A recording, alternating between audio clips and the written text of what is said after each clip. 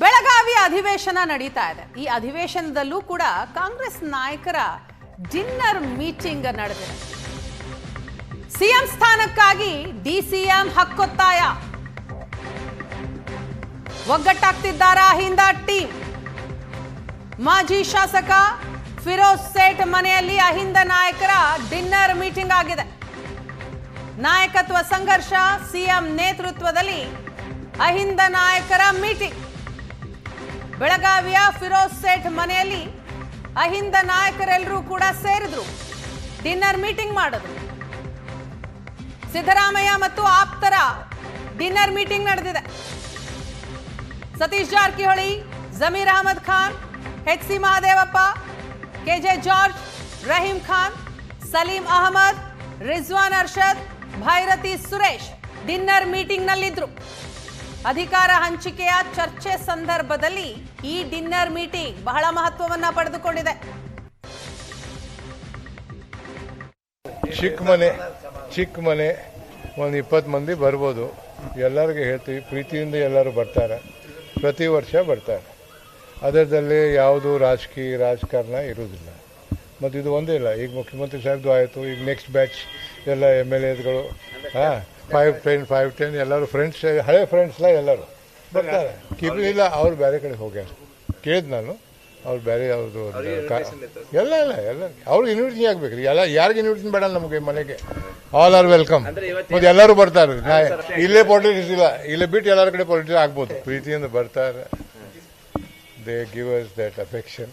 ಅದು ನಮ್ಮ ಸೌಭಾಗ್ಯ, ಬೇರೆ ಅದಕ್ಕಿಂತ ಹೆಚ್ಚೇನು ನೋಡ್ಲಿಕ್ಕೆ ಹೋಗ್ಬೇಡ್ರಿ. It is love and affection for me. ತಾವು ಹೆಂಗೆ ಬರ್ತೀವಿ ನಾವು ಹತ್ರ ಅವ್ರದ್ದು ಚಿಕ್ಕ ಮನೆ.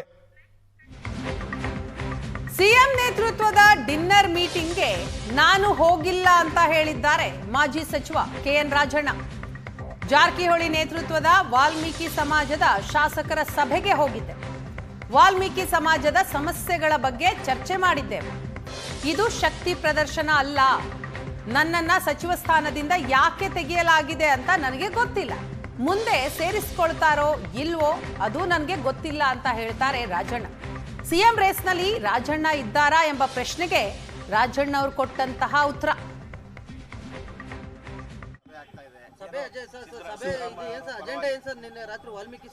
ಏನೆಲ್ಲ ಹೇಳಕ್ಕಾಗ್ತದ?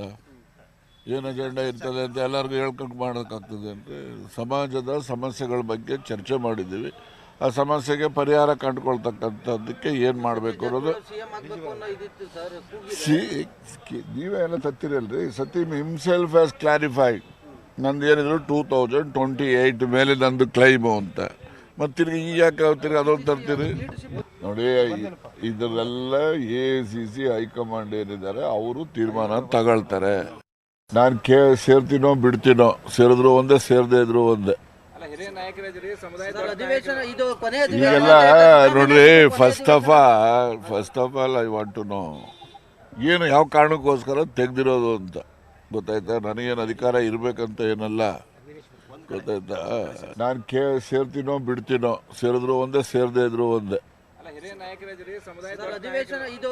ಈಗೆಲ್ಲ ನೋಡ್ರಿ, first of all I want to know ಏನು ಯಾವ ಕಾರಣಕ್ಕೋಸ್ಕರ ತೆಗ್ದಿರೋದು ಅಂತ ಗೊತ್ತಾಯ್ತಾ? ನನಗೇನು ಅಧಿಕಾರ ಇರ್ಬೇಕಂತ ಏನಲ್ಲ. ಈ ಬಗ್ಗೆ ಡೀಟೇಲ್ಸ್ ಕೊಡ್ತಾರೆ ನಮ್ಮ ಹಿರಿಯ ಪ್ರತಿನಿಧಿ ಆನಂದ್ ಬೈದನಮನೆ. ಇದೀಗ ನಮ್ಮ ಜೊತೆ ಸಂಪರ್ಕದಲ್ಲಿದ್ದಾರೆ. ಆನಂದ, ಕಾಂಗ್ರೆಸ್ನಲ್ಲಿ ಕುರ್ಚಿ ಕದನ ನಡೀತಾನೆ ಇದೆ.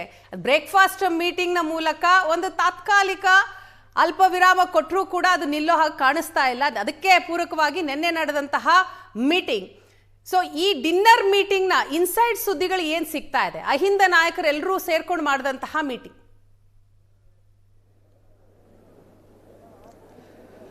ಮಾಜಿ ಶಾಸಕರಾಗಿರುವಂಥ ಫಿರೋಜ್ ಸೇಠ್ ಅವರ ಮನೆಯಲ್ಲಿ ನಿನ್ನೆ ರಾತ್ರಿ ಮುಖ್ಯಮಂತ್ರಿ ಸಿದ್ದರಾಮಯ್ಯ ಸೇರಿದಾಗೆ ಹಲವು ಸಚಿವರುಗಳು ಭೋಜನ ಕೂಟದಲ್ಲಿ ಭಾಗವಹಿಸಿದರು. ಈ ಒಂದು ಭೋಜನ ಕೂಟದಲ್ಲಿ ನಿಶ್ಚಯವಾಗಿಯೂ ಕೂಡ ರಾಜ್ಯ ರಾಜಕಾರಣದ ಬಗ್ಗೆ ಚರ್ಚೆಯನ್ನು ಮಾಡಿದ್ದಾರೆ.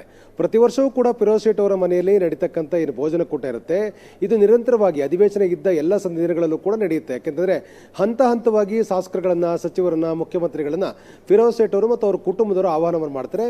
ಬೇರೆ ಬೇರೆ ದಿನಾಂಕಗಳಂದು ಬೇರೆ ಬೇರೆಯವರಿಗೆ ಭೋಜನ ಕೂಟವನ್ನು ಆಯೋಜನೆ ಮಾಡಲಾಗಿರುತ್ತೆ. ಇರುತ್ತೆ. ಹಾಗಾಗಿ ಈ ಭೋಜನ ಕೂಡ ಕಂಟಿನ್ಯೂ ಆಗಿ ನಡೀತಕ್ಕಂಥದ್ದು. ನಿನ್ನೆ ನಡೆದಂಥ ಭೋಜನಕೂಟದಲ್ಲಿ ಮುಖ್ಯಮಂತ್ರಿ ಸಿದ್ದರಾಮಯ್ಯ ಸೇರಿದಾಗೆ ಮಹದೇವಪ್ಪ, ಜಮೀರ್ ಅಹಮದ್, ಜಾರ್ಜ್ ಸೇರಿದಾಗೆ ಪ್ರಮುಖರೆಲ್ಲರೂ ಕೂಡ ಭಾಗವಹಿಸಿದ್ದಾರೆ. ಮುಖ್ಯವಾಗಿ ST ಸಮುದಾಯದ ಸಭೆಯನ್ನು ಮುಗಿಸಿಕೊಂಡು ಸತೀಶ್ ಜಾರಕಿಹೊಳಿ ಅವರು ಕೂಡ ಆ ಒಂದು ಭೋಜನಕೂಟದಲ್ಲಿ ಭಾಗಿಯಾಗಿದ್ದರು. ಸುದೀರ್ಘವಾಗಿ ಚರ್ಚೆಯನ್ನು ಕೂಡ ಮಾಡಿದ್ದಾರೆ. 2 ಗಂಟೆಗೂ ಹೆಚ್ಚು ಕಾಲ ನಡೆದಂಥ ಒಂದು ಈ ಭೋಜನಕೂಟದಲ್ಲಿ ಕೆಲ ಶಾಸಕರುಗಳು ಕೂಡ ಭಾಗವಹಿಸಿರ್ತಕ್ಕಂಥದ್ದು ವಿಶೇಷ. ಮುಖ್ಯವಾಗಿ ಅಹಿಂದ ವರ್ಗಕ್ಕೆ ಸೇರಿರ್ತಕ್ಕ ಸಚಿವರೆಲ್ಲರೂ ಕೂಡ ಈ ಒಂದು ಭೋಜನಕೂಟದಲ್ಲಿ ಭಾಗವಹಿಸಿ ಪ್ರಸಕ್ತ ರಾಜಕೀಯ ವಿದ್ಯಮಾನಗಳ ಬಗ್ಗೆ ಚರ್ಚೆ ಮಾಡಿದ್ದಾರೆ ಅನ್ನುವಂಥ ಮಾಹಿತಿಗಳು ಲಭ್ಯ ಆಗ್ತಾ ಇದೆ. ಒಂದು ಕಡೆ ಬ್ರೇಕ್ಫಾಸ್ಟ್ ಮೀಟಿಂಗ್ನ ಮೂಲಕ ಎಲ್ಲ ರೀತಿಯ ಗೊಂದಲಗಳಿಗೆ ಹೈಕಮಾಂಡ್ ತೆರೆ ಎಳಿತಕ್ಕಂಥ ಪ್ರಯತ್ನವನ್ನು ಮಾಡ್ತಾ ಇದ್ರು ಕೂಡ ತೆರೆಮರೆಯಲ್ಲಿ ಎಲ್ಲರೂ ಕೂಡ ಒಗ್ಗಟ್ಟಾಗಿರ್ತಕ್ಕಂಥ ಮತ್ತು ತಮ್ಮದೇ ಆಗಿರ್ತಕ್ಕಂಥ ಸ್ಟ್ರಾಟಜಿಗಳನ್ನು ಮುಂದುವರಿಸಿದ್ದಾರೆ. ಅದರ ಭಾಗವಾಗಿ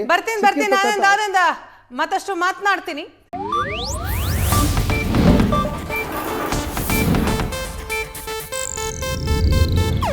ಇದು ಏಷ್ಯಾನೆಟ್ ನ್ಯೂಸ್ ನೆಟ್ವರ್ಕ್ ಪ್ರಸ್ತುತಿ.